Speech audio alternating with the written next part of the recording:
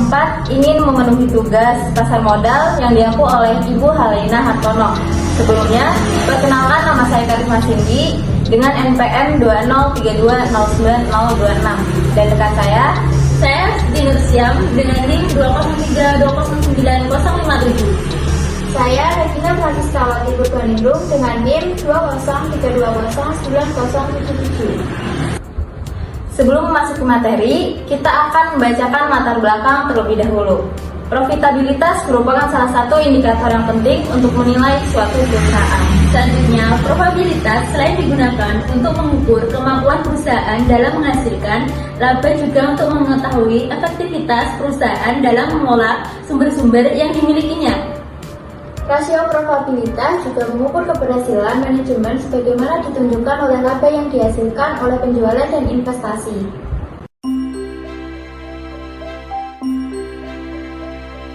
Rasio profitabilitas menurut GIL tahun 2003 nomor 36. Rasio ini digunakan untuk mengukur dan membantu mengendalikan pendapatan, yaitu dengan cara memperbesar penjualan, memperbesar margin, mendapatkan manfaat yang lebih besar dari pengeluaran biaya-biaya, dan atau kombinasi ketiga hal ini. Yaitu manfaat rasio probabilitas. Di sini ada 5 manfaat. Yang pertama yaitu mengetahui besarnya tingkat laba yang diperoleh perusahaan dalam satu periode. Yang kedua yaitu mengetahui posisi laba perusahaan tahun sebelumnya dengan tahun sekarang. Yang ketiga yaitu mengetahui perkembangan laba dari waktu ke waktu. Yang keempat, mengetahui besarnya laba bersih sesudah pajak dengan modal sendiri. Yang kelima yaitu mengetahui produktivitas dari seluruh dana perusahaan yang digunakan baik modal pinjaman maupun modal sendiri. Yang selanjutnya yaitu jenis-jenis rasio probabilitas yang sering digunakan. Yang pertama yaitu profit margin, yang kedua margin laba kotor, yang ketiga margin laba operasi, yang keempat margin laba bersih, dan return of investment atau ROI.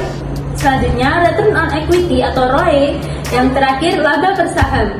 Nah, adanya ukuran probabilitas masing-masing pengembalian perusahaan dihubungkan terhadap penjualan, aktiva, modal, atau nilai saham. Alat umum digunakan untuk mengevaluasi probabilitas dihubungkan dengan penjualan, yaitu laporan laba rugi di mana setiap posnya dinyatakan dalam presentasi.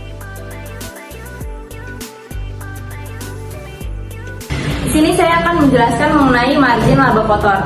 Nah, margin laba kotor merupakan ukuran persentase dari setiap hasil sisa penjualan sesudah perusahaan membayar harga pokok penjualan. Semakin tinggi margin laba kotor, maka semakin baik dan secara relatif semakin rendah harga pokok barang yang dijual. Nah, di sini juga saya akan menjelaskan mengenai margin laba operasi. Margin laba operasi merupakan ukuran persentase dari setiap hasil sisa penjualan sudah semua biaya dan pengeluaran lain dikurangi kecuali bunga dan anjak atau laba bersih yang dihasilkan dari setiap rupiah penjualan.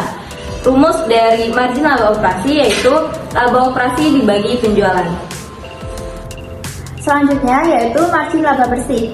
Margin laba bersih adalah ukuran persentase dari setiap hasil penjualan sesudah dikurangi semua biaya dan pengeluaran, termasuk bunga dan pajak. Rumus dari margin laba bersih yaitu laba bersih setelah pajak per penjualan. Selanjutnya yaitu hasil pengembalian investasi atau ROI adalah ukuran keseluruhan keefektifan manajemen dalam menghasilkan laba dengan aktiva yang tersedia, disebut juga hasil atas investasi. Rumus dari hasil atas total aset adalah laba bersih setelah pajak per total aktiva. Yaitu pendapatan per saham. Rasio laba per lembar saham atau disebut juga rasio nilai buku merupakan rasio untuk mengukur keberhasilan manajemen dalam mencapai keuntungan bagi pemegang saham. Rumus dari pendapatan per saham yaitu pendapatan yang tersedia bagi pemegang saham dibagi dengan jumlah lembar saham yang beredar. Selanjutnya rasio harga saham atau pendapatan per saham. Rasio harga per saham atau pendapatan per saham mengukur jumlah uang yang dibayar oleh investor untuk setiap rupiah pendapatan perusahaan. Rumus dari rasio harga per saham ini yaitu harga per lembar saham biasa dibagi dengan pendapatan per saham. Sekian pemaparan materi dari kelompok kami. Kurang lebihnya mohon maaf. Terima kasih. Wassalamualaikum warahmatullahi wabarakatuh.